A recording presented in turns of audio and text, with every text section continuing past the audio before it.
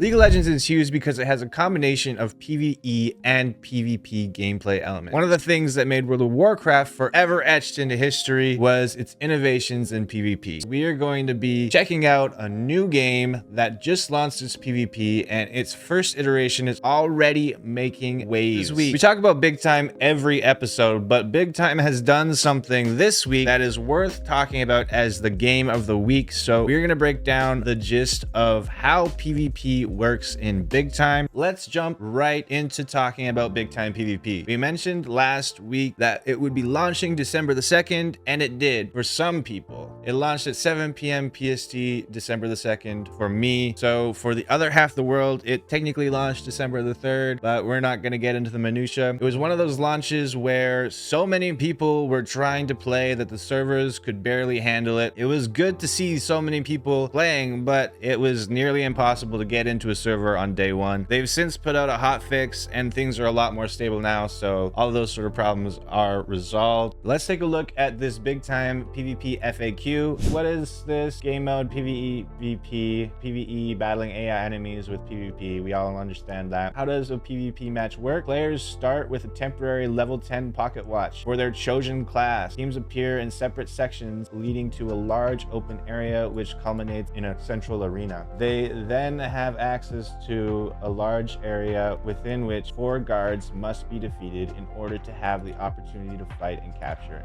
and control the central arena to secure victory. So the 4 guards, I think they actually like give you a buff. If not, they just give you like a lot of XP, which is super important if you want to succeed in your PvP match, because you want to try and balance killing mobs with also fighting other players in the PvP. So how many people can participate? Up to 4 teams of 6. So it could be 6v6 v6 v6. It could be 1v2 v4 v6, you know, that kind of a thing. Or it could just be 2 teams, 6v6. The classes are available: Time Warden, Shadowblade, Fixer, and Chronomancer. Teams can consist of any combination of classes, but it's important to note that once you choose your class, you're stuck with it, so you can't switch your class once you start. There are no NFT requirements for PvP, which is great to see. There are free dungeons, and there is Big Time token entry fee dungeons. The way that the Big Time token entry fees work is that every team, say, will pony up 15 Big Time tokens, and then the winner of the PvP match will take that entire pot and it'll get distributed evenly amongst all of the winning team members. So that's pretty exciting. Match scheduling and registration. This is the most cumbersome part of the whole PvP situation in Big Time so far, and I really hope to see that they improve this over time. I think one of the reasons why they're doing these scheduled matches like this is probably because they just want to make sure that there's enough players, and they don't know, they're worried they probably wouldn't have enough players to just do matchmaking every minute of every day. So how it works is each region offers 4 scheduled match times daily with multiple portables available during each time slot. So let's say you go to Frankfurt and they have 2 morning slots and they have 2 evening slots. So as somebody who lives in North America, I might be able to find a PvP match that's about to start when I'm playing, say, at like 9 p.m. at night, easier than if I was trying to go into an LA server. The other issue with this is that the registration for these PvP matches opens up 12 hours before the match actually starts, but I don't really think that a lot of players will be actually signing up with their team 12 hours before on a regular basis. What people tend to do is they sign up like half hour to an hour before the match, and what you end up having is your PvP party will just kind of go to all the different servers searching for a match that's scheduled about to start that has an extra slot that you can register your team in. So to me, this is the most cumbersome part of the PvP. I do think that they'll probably make some improvements over time. Something else that's important is that once your team is locked in, you can't change the composition of your team, so you can't like swap people out. But it does seem like, from what I was able to see, if you lock in as a party leader, you can lock in with just yourself, and then you can build the party closer to the time that the PvP match is about to launch. That's what it seems to be happening there. What are the basic rules?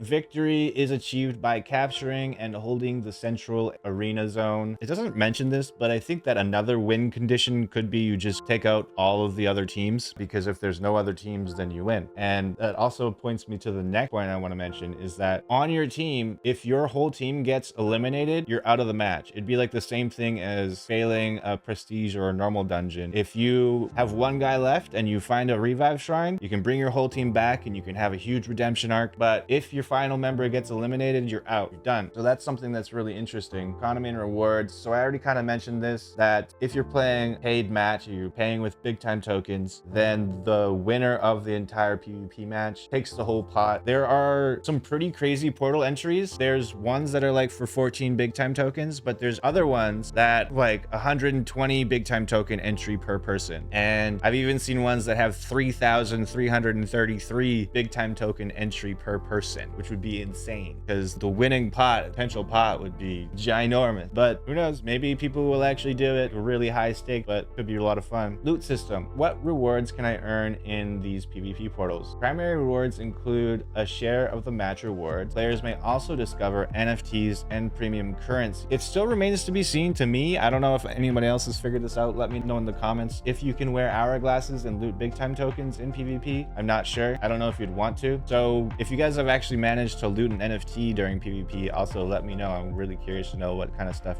is dropping in there. There will be future leaderboards and seasonal events that may include PvP elements and what future PvP elements are planned. We aim to continue evolving PvP gameplay in big time, including potential new game modes and features. So that's what the FAQ says. I've only been able to play one match so far, but from the gist of it, this is like a really crude map drawing that I came up with just to give you a really rough idea about how the game works. Each team starts in its own sort of cordoned off section. They have one objective that they need to complete, and they also need to kill 200 mobs before they can enter into the main area, this main area here. And each team is trying to do this. The first team who gets in here will have a huge advantage because then they'll be able to find and take out the guardians, and the guardians definitely give you a huge advantage in the game if you're able to take them out as a team. So definitely worth sort of trying to strategize about, are you going to spend a lot of time in the tendril like grinding and leveling up, or are you going to quickly finish your objective and get into the main area so that you can start working on taking out these guardians and not have to worry about PvP right away? It's pretty exciting stuff. We're definitely going to be posting some videos about it as we learn more about big time PvP. It's a huge deal. It's something I've been looking forward to for years now, and I'm super stoked. There's also this little video that they put out, so let's watch this.